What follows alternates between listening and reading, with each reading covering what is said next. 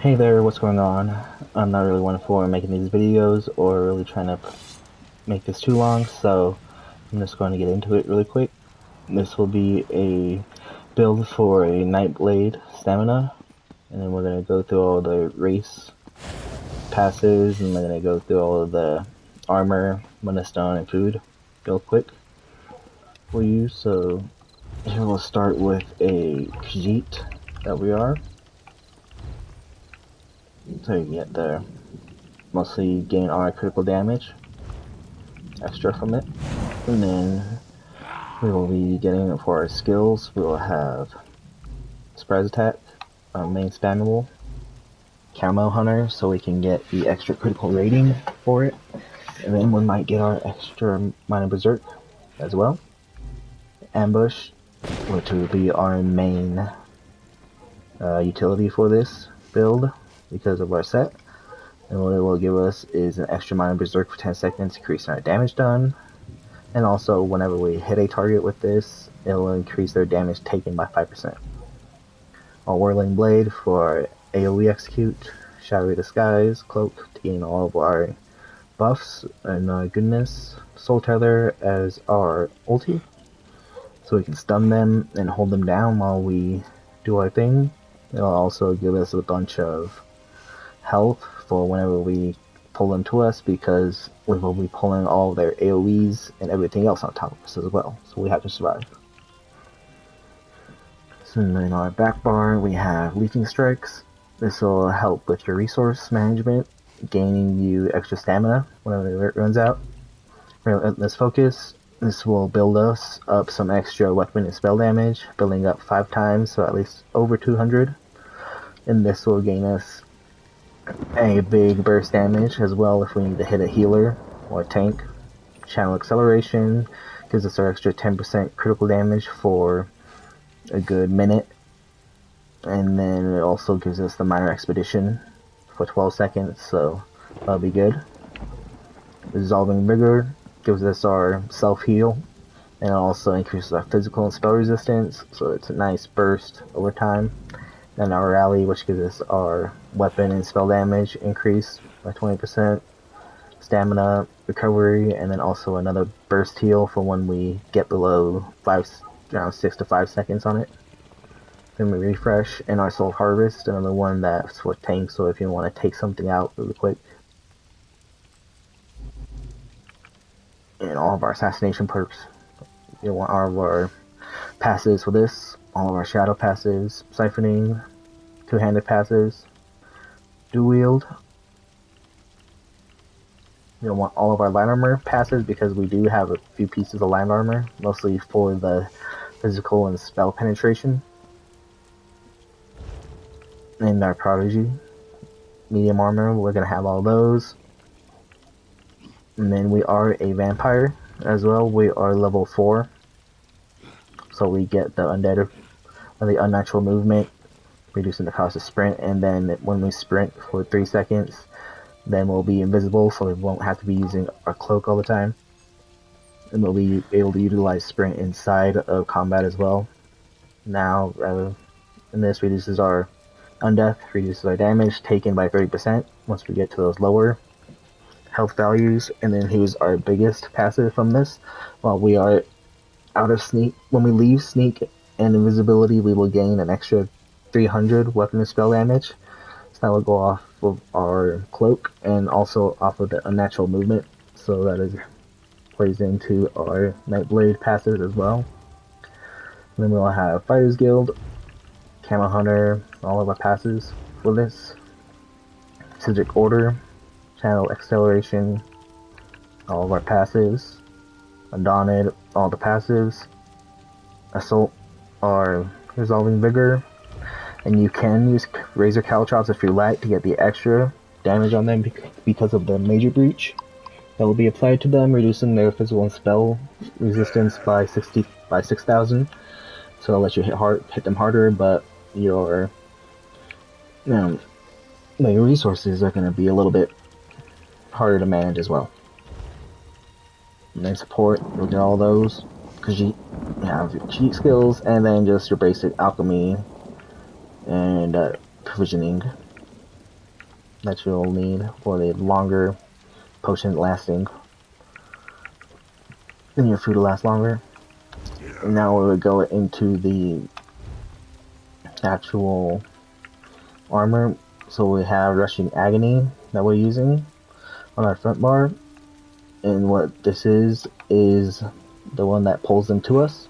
So I was talking about, it gives you recovery, weapon damage, penetration, and then whenever we use our teleport strike or any type of charge leap ability, it will pull enemies that are around you that are within 10 meters onto you. They will put you everywhere onto that single person that you teleport to. So essentially you'll be bringing everyone and their AoEs onto you. So you'll have to worry about that, but what this does is it makes it for a bomb on a stamina, basically, and one of the strongest proccing sets in the game, if you're able to make it right. And what we're doing here. So what this does, essentially it will be hitting for over 18,000, proccing for 18,000 on a crit. And it happens every 8 seconds, so unlike Dark Convergence, you will be doing this at least 3 times for every 1 time that you could proc Dark Convergence, so you'll be able to do a lot more damage in a lot less of a time. And because, unlike Dark Convergence, the Rush of Aggony set, what it does not apply the crowd control immunity to them. So, in theory and in practice, what it does is that when you hit someone, it pulls everyone to you, but they can run away, and then they can still be stunned with that. So what you can do is have 2 or 3 people. One of them rushes in first, it pulls everyone to them, and then the second person rushes in and hits them. It will still pull all of them to that other target because they do not have crowd control immunity. This does not apply it.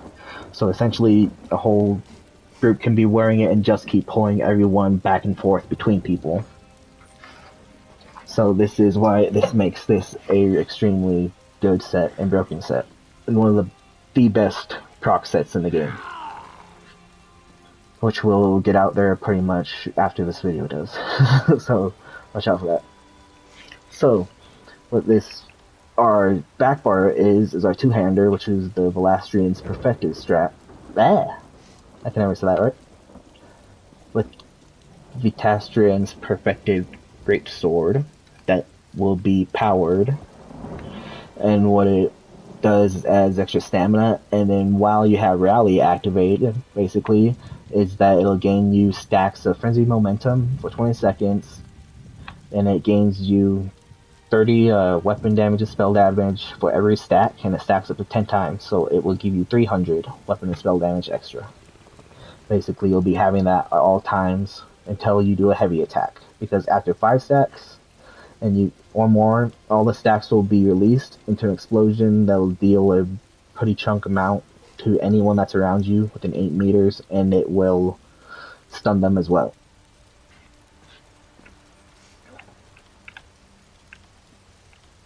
So this is what we're getting our extra damage from. And then we have our 2-piece monster set, which will be Engine Guardian, which gives us our resources back on chance whenever we cast a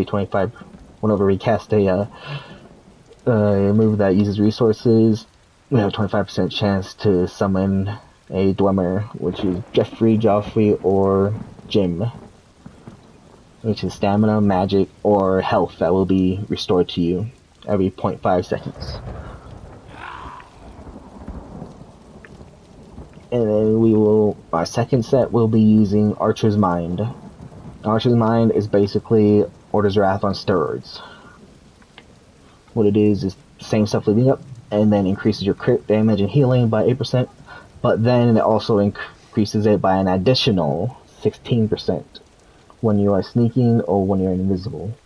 So that is basically mostly for Nightblades only, because they are the only ones that can control their invisibility and easily control when and when not they come out of sneak.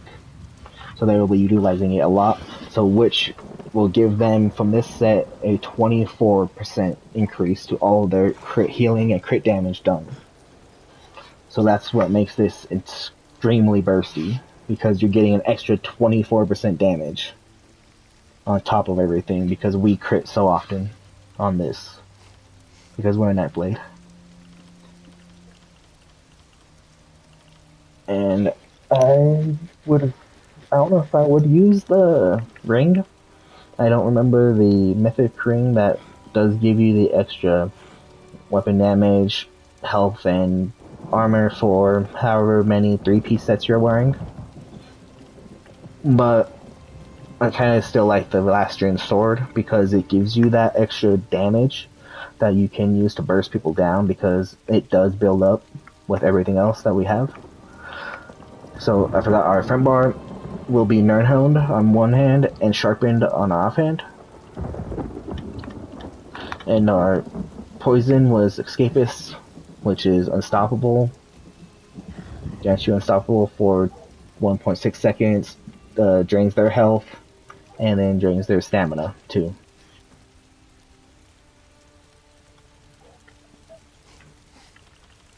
And then from there, our food will be Dubius Camera Throne. I do use Corrupting Bloody Mar just as a on the go to get down to get up to stage 4 vampirism. And then we have our tripods. You can make them, or you can just use the ones that we get for free. We have we have a bunch of immovable pots that do different things. So we have immovable, health, and stamina. And this one is immovable, stealth detect, and magic. So to find Nightblades or anyone sneaking, knockback, major expedition, and stamina. So you'll gain the 30% extra movement speed for about 16 seconds with stamina and the knockback effect. And the weapon power was just there from my dungeon stuff. And then we'll go into our Mundus Stone will be the Lover, gaining the extra physical penetration that we'll be getting and needing for the tanks and just because the meta is basically have 25 to 30k health, but we'll be tacking that down pretty fast, easily. So it increases it by a good chunk, almost 3,500. And then just standing here for our main stat bar. Here we are. Yeah, no health recovery because we're a vampire. Good amount of weapon crit, 39%. For some reason, it'll go up. And then our physical penetration is 11,000. So it's not that bad. 4,000 weapon damage. Our advanced stats, we go into here if you really like to look at these. Sneak cost is only 37 stamina. Let's see, our sprint speed is 162%. Our sprint cost is only 185, so that's why I like that. Our sneak speed is at 100%, so we don't have any penalty to that. And then our fire resistance is so... Oh wait, never mind. It makes us take increased damage from fire. It doesn't mess our fire resistance up. So there is that. Because we are a vampire, here's all of our extra advanced stats. So what we have, the extra crit healing that we'll be doing is the 40% on top of our 50% that we're already doing. Because I have no idea how the percentages in the things work inside of advanced stats. If you ask me, they don't work at all. It says 60%, but we're doing 100 and something more percent than what we are putting out. So with that, we'll show you a quick run of it. And I don't really go to Cyrodiil much, but we can go through champion points here after I show you this. So just so I'm not forgetting anything, Lover, our mirror, our stat, our traits on everything. So what our traits would I would really like rather than all these, I would rather have 2 infused, so our chest and legs infused, 3 pieces divines, and 2 pieces well fitted is what I was hopefully optimized for. This is just pretty much what I was able to get. and I didn't really have enough transmutation crystals to change some things around, but eventually we'll get there. But that's what would optimize the build mostly. And now we'll see how this works. Because these are dummies, they will not get pulled to us, but in respect or theory, or whatever you want to call it, what they do is they literally, once you teleport onto one of them, you ambush, he would get pulled straight on top of them, inside of him, pretty much as if everyone would stack on top of each other into one person. And that's basically how that would work. And that's what makes this so pretty much like Dark Emergence, but better, because we also have the extra damage that comes with it. So right here we have an 8k from here, but once we have our crits, you already know. Let's see. It's always full of videos, right? Oh, no. Come on.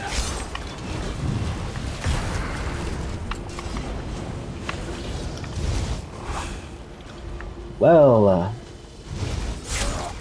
it does crit for a good MC. 15,000 on him. Our extra buffs we're not on. But in what it's supposed to be doing is we'll be critting for over 17 to 18,000 on them with our crits. And for some reason we does not want to crit right now.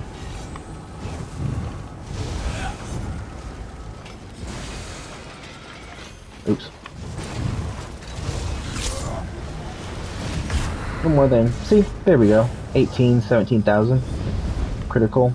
So we do crit a lot, but for some reason we are not critting just right now for the video. See, here we go.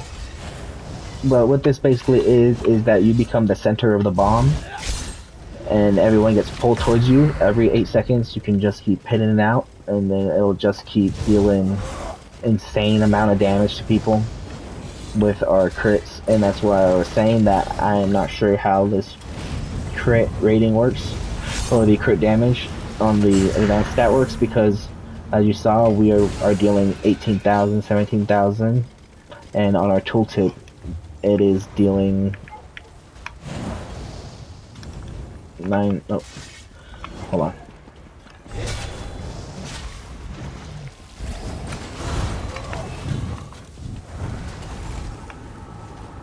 Maybe dealing 10,000 basically, and then once what we actually are doing is, oops,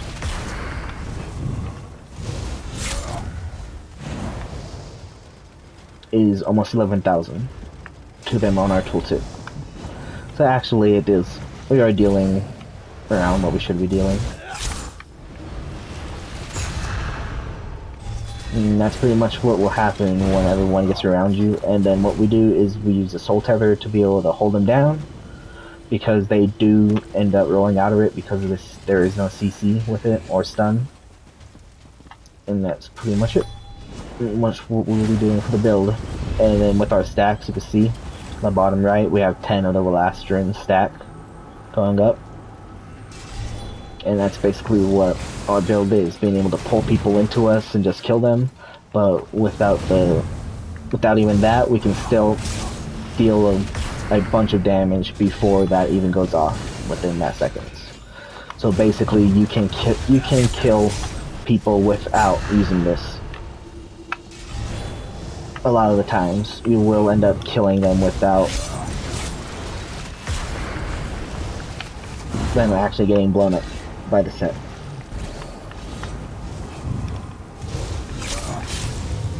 See? So with that, that is pretty much everything that we have, and I will show you a quick CP, I guess, because I didn't really change my red CP, but I will show you the blue CP that I do have.